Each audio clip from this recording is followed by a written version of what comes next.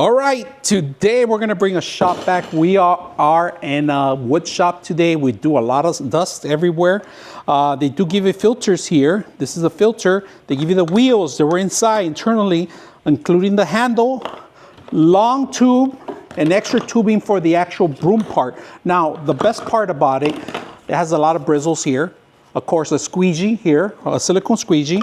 Just make sure prior to start, you know how to set this up. Now, they do have areas here where you can actually put the poles in there so you won't lose them. That's very critical, right? People keep losing all these parts in here. Look at this, interchangeable, and these on the wheels. Now, you do have a bucket here because you could actually soak up water, you could soak up dust, particles, and so forth. Now, the best thing about it, they give you a large filter in here. You go unlock the filter here, remove it, and replace it too.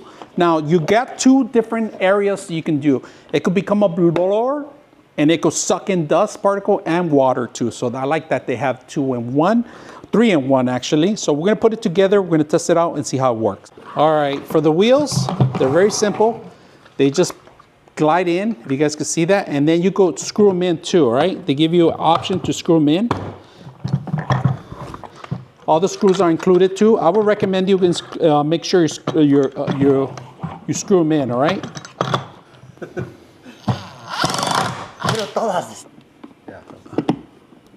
Yeah.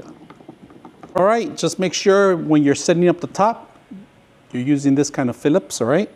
Now we're setting up our stuff, but we don't want to lose it, so we're gonna go ahead and put these on the bottom. If you guys can see, the tubes can go on the bottom. They give you different attachments. All right, so it has this little clip. It's a little twist. You go in there, you twist it, and that's pretty much it, right? So this 360 rotation, so you're okay with it. And then you attach the item that you want to clean. So we are going to clean some stuff.